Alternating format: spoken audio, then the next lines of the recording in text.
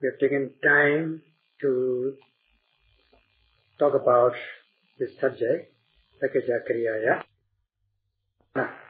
Satipatthana is more valuable than manifold valuable than such kind of wealth which they have, which you might have inherited from your forefathers and which you have to safeguard respectfully and carefully. Whether it is the practice of the mindfulness of the body, kaya, or mindfulness of the feelings, sensations, noting sensations, vedana, or noting your mind, citta, or general objects, dhamma objects. So long as one is able to activate mindfulness respectfully, carefully, meticulously, then this noting mind, this practice will possess the three groups, namely Sila group, morality group, Samadhi group, concentration group, and Panya group, wisdom group. All these three things will be involved in your practice. In a sense, the three trainings, Sila, Samadhi, Panya, Sila Sika, Samadhi Sika, and Panya Sika, or three sadhana, the three trainings, the three teachings. Because of these three trainings, three teachings, because of the correctness of the practice, you are able to overcome the three grades of impurities, namely gross, medium, and refined. All these things will be subdued, tranquilized, pacified. And because they are able to overcome the three things, three kinds of practice, training, are able to overcome the three kinds of impurities, gross, medium, and refined. First of all, the Vilekama Kilesa, that is transgressive form of defilement, is overcome, which are the gross forms of greed, result of the gross form of greed and hatred, which can be committed physically and verbally.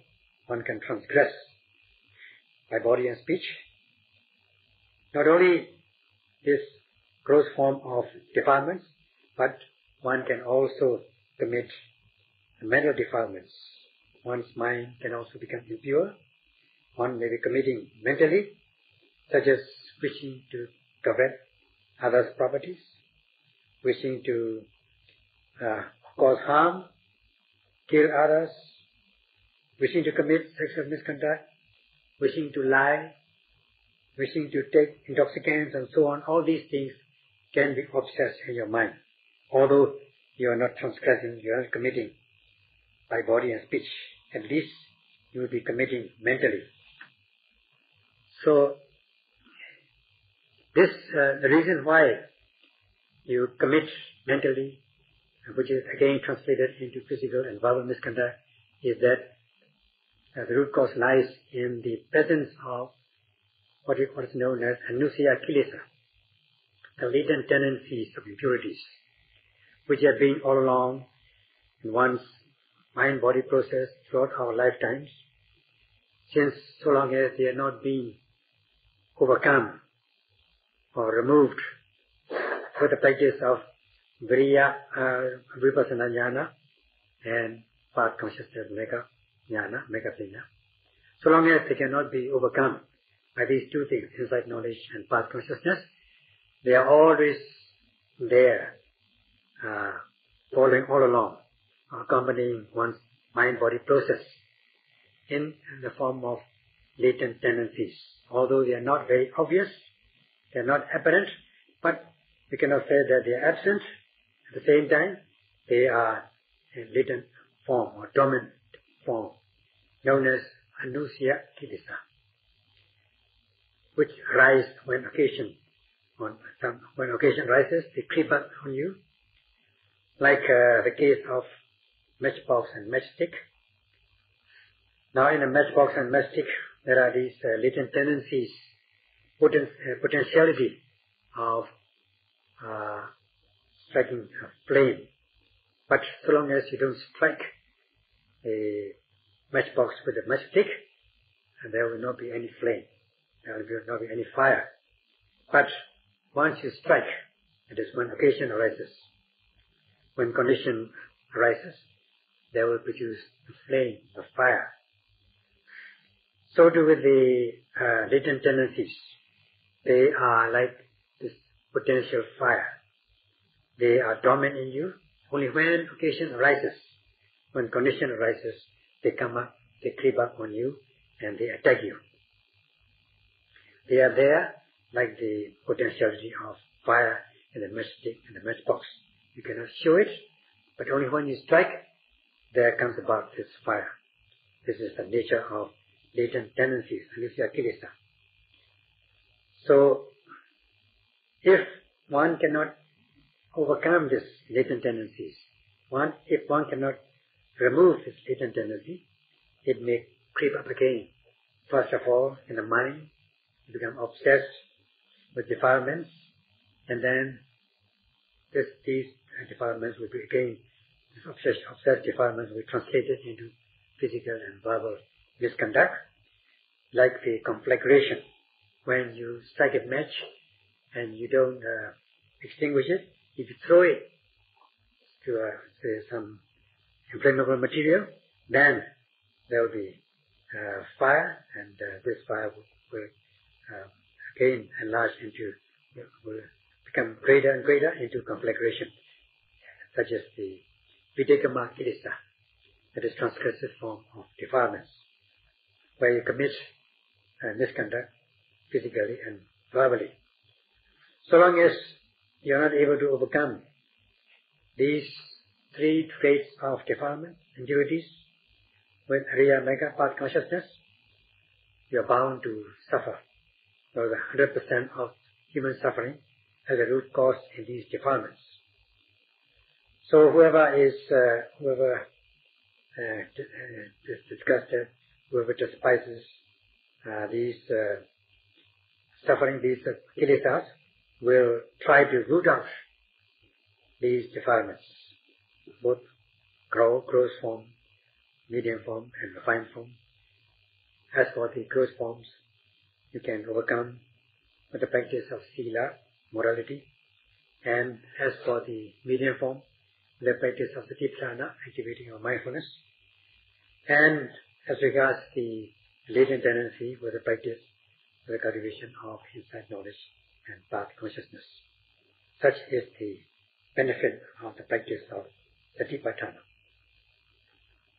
In a sense, just like with anusaya kilesa, like a person who is fast asleep, he or she has not got up as yet, so that he or she is not moving about.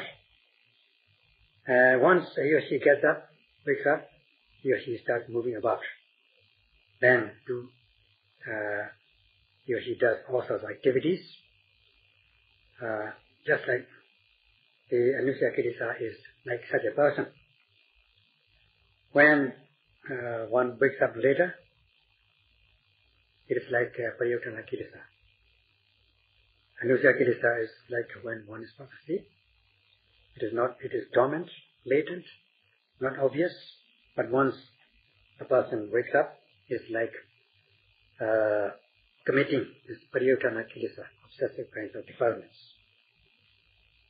becoming obsessed in the mind. Once you become obsessed in the mind, once the person gets up, wakes up, he or she will move about, seeing, hearing, thinking, tasting, touching, and so on. He or she will do all sorts of things, all sorts of activities. So too with the so is videkama kilesa. It's just like videkama kilesa, transgressive forms of defilements, that is committing misdeeds physically and verbally, from the stage of obsessive defilements. From the stage of mental defilements, one is committing defilements by body and speech. So it's just like preventing fire. You win victory over fire, extinguish the fire, or you win victory over the danger of fire by prevention. So too, one has got to prevent. The best method is the method of Satipatthana in preventing these sufferings from happening on people all over the world. So one has got to prevent it with the practice of Satipatthana, so that all these different grades of kilesa, defilements, gross, medium, and refined forms will not come upon you. And Satipatthana method is the best method to prevent, for prevention. And if the fire takes place, or if the kilesas arise in you, creep up on you, very soon you will become aware of it, and soon you can note them off. You can note it and overcome, subdue it, extinguish this kilesa fire by noting. If it arises in your mind, you can note it, apply mindfulness. And if it is about to happen physically and verbally, then you can safeguard yourself before it happens. In this way, you can extinguish this fire of kilesas. Like preventing the fire from before it takes place, or even if it takes place, it's extinguished. So too, with the fire of kilesas in the body, one must prevent it. There is always a method to prevent it, and if it happens also, there is a method to extinguish it, and also extinguishing it to the point of no return. And with the practice of Satipatthana, you will be able to achieve this kind of result automatically.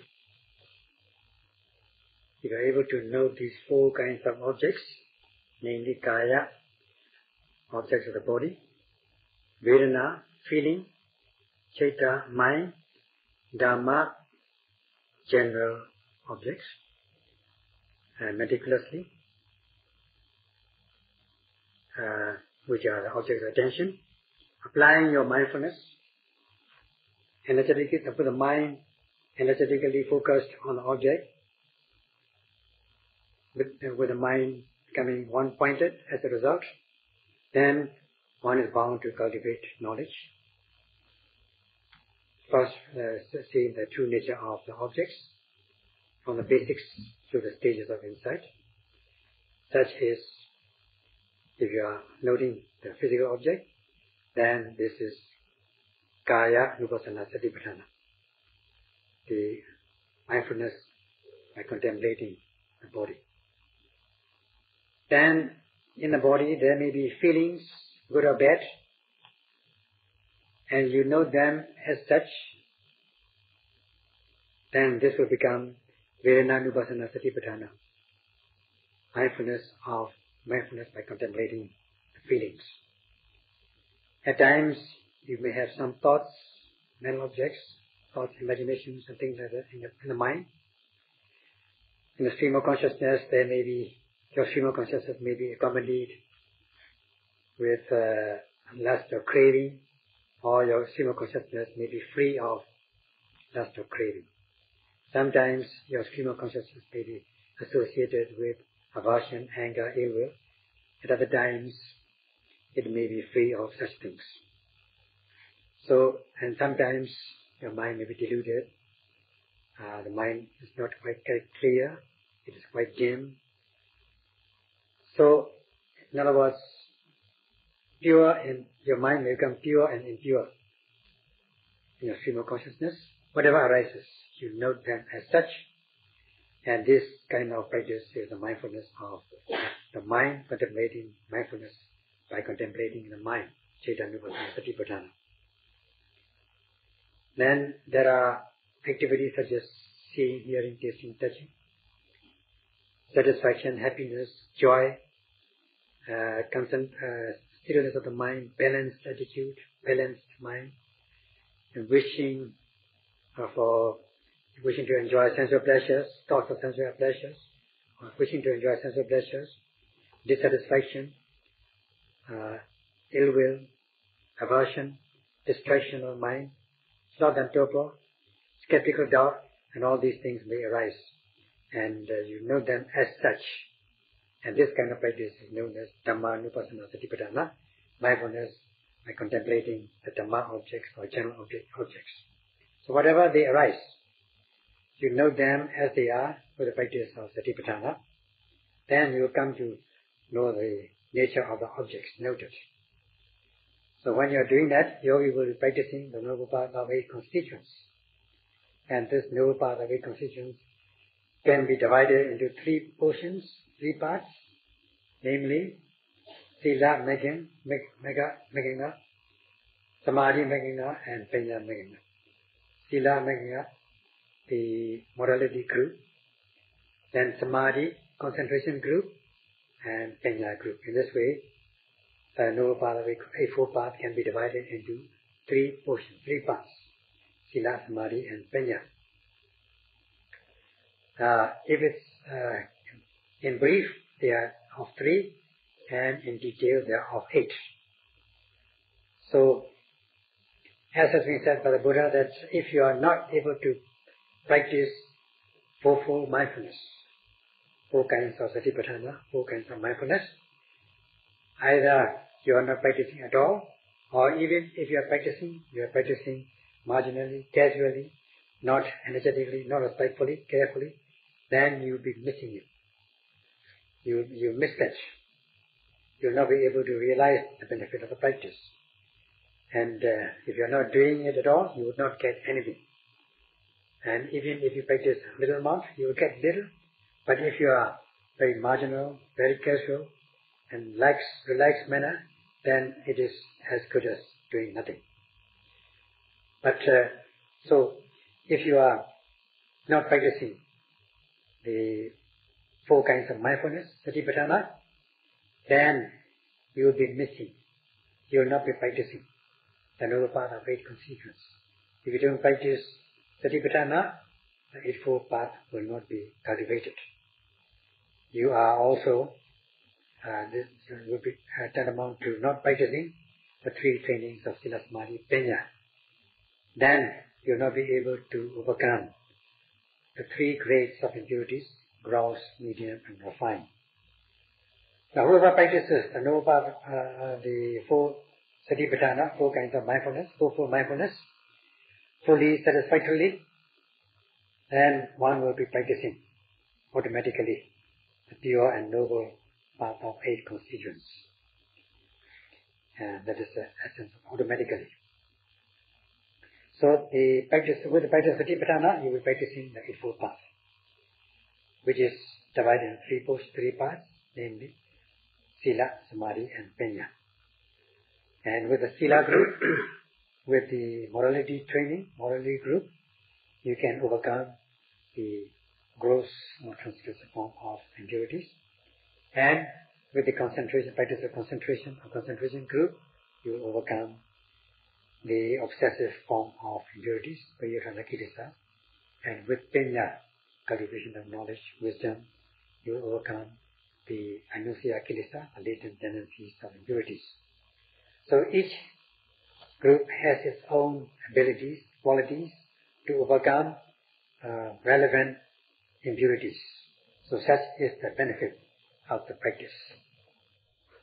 Now we have discussed this so far. The Silakkhana or Sila Megana, the morality training or morality group, which is very important and basic, as we have already discussed.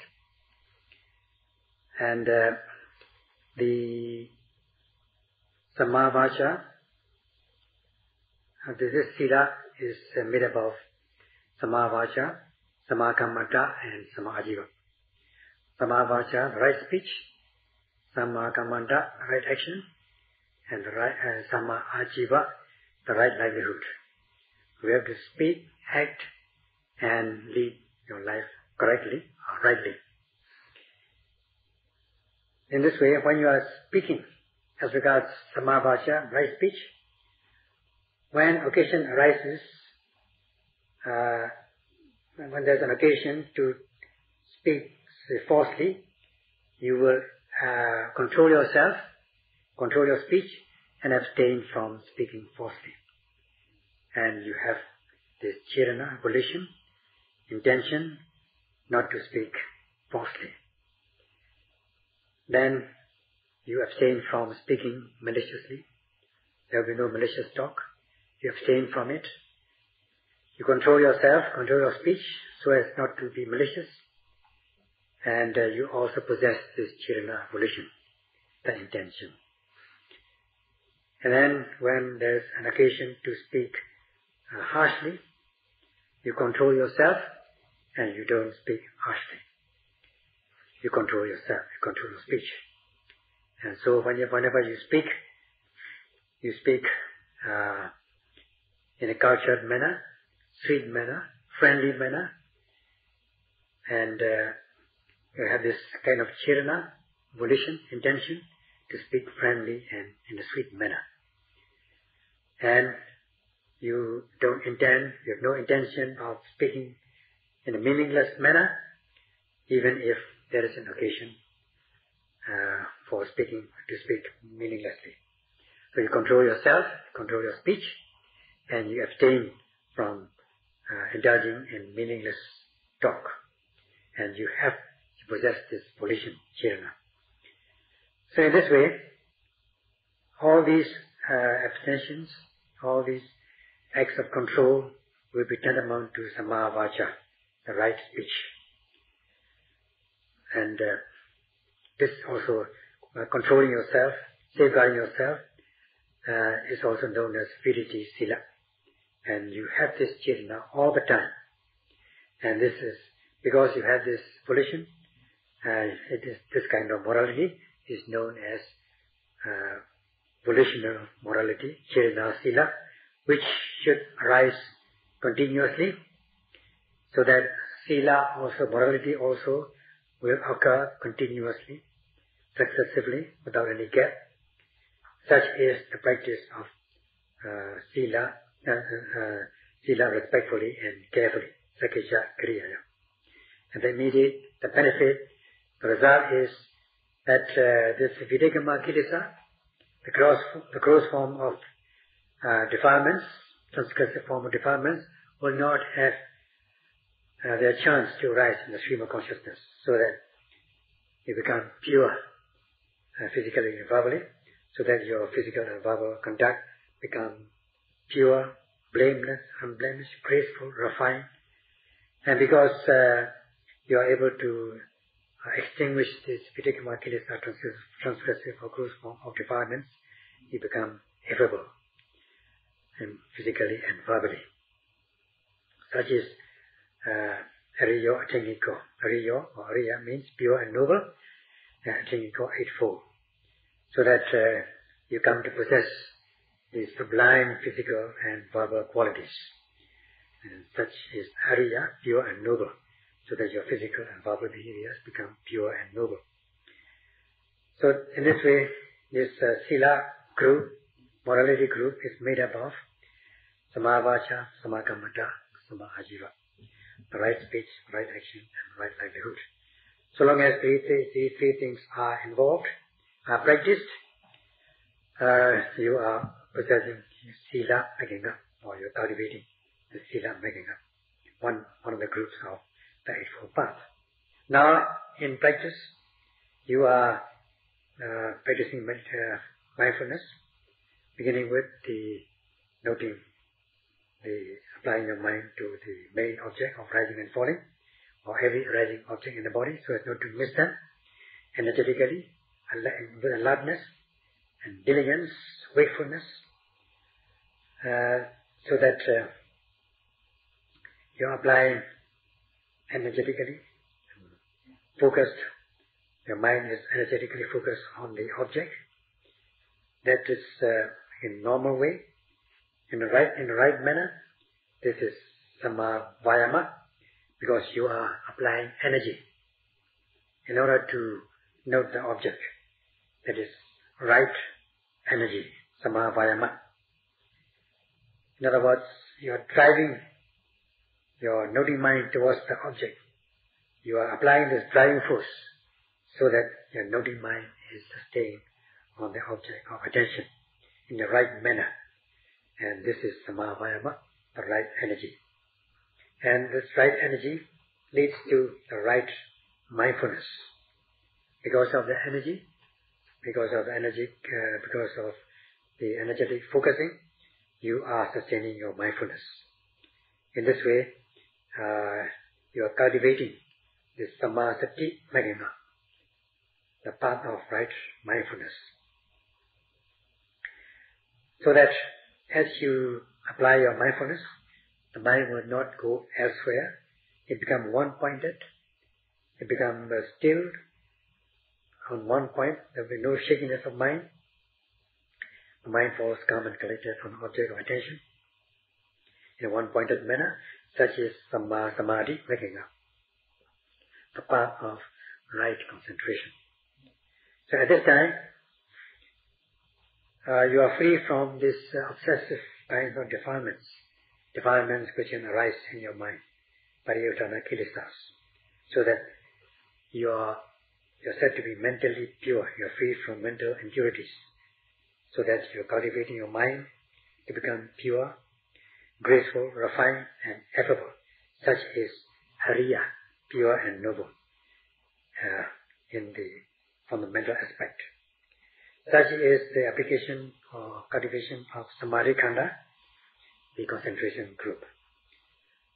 This, in short, it is concentrating your mind so that your mind becomes one-pointed. Well, it is not easy to concentrate your mind as such.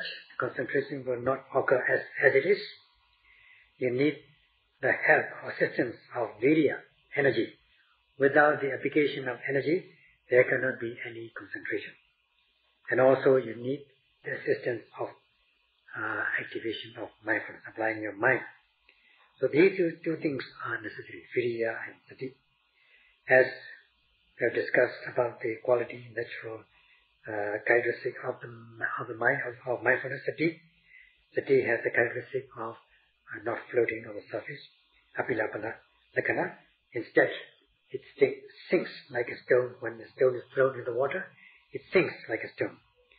So also, the samadhi will occur as a result of this penetrating mindfulness. So, these things, samadhi will not occur as it is. It needs the help of virya and sati, energy and mindfulness.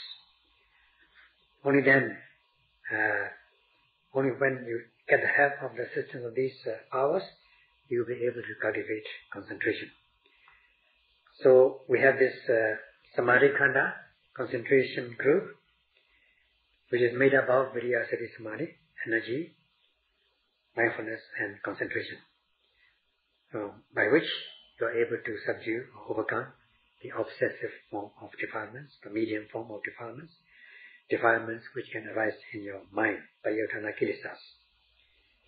And being able to focus your noting mind towards the object with aiming. Your noting mind is aim. You take an aim towards the object in order that the noting mind will become concurrent with the object. And such an aiming or focusing is known, rightly focusing is known as samasankappa. The right aim, the right focusing. You make a habit of it, you make a practice of it, and as much as you are able to become, your noting mind becomes concurrent with the object of attention, you are bound to see things in their true nature. You are cultivating knowledge, and this kind of awareness, seeing things in the true nature, is samadhi, making up the path of right view or right understanding. In this way, you are cultivating knowledge, and this make up the Panya group, the wisdom group. And in order to cultivate this wisdom group, you got to practice concentration. Your mind must be concentrated. Otherwise, you will not be able to cultivate knowledge. And to become concentrated, you need the right mindfulness. In this way, from sila, we are able to cultivate this concentration, sila khanda, sila group, to concentration group, which letting them arise continuously without any gap, and so that we are able to gain this panya insight, which will also will let them arise continuously, one by one. In this way, you are able to cultivate insight knowledge, and such is the practice of mindfulness, respectfully and carefully. And this is what is meant by Sakecha Kriyaya. The Buddha said that for the practicing yogis in this sadhana, in this dispensation, one must possess the mind guarded by mindfulness of directly Nachidasa.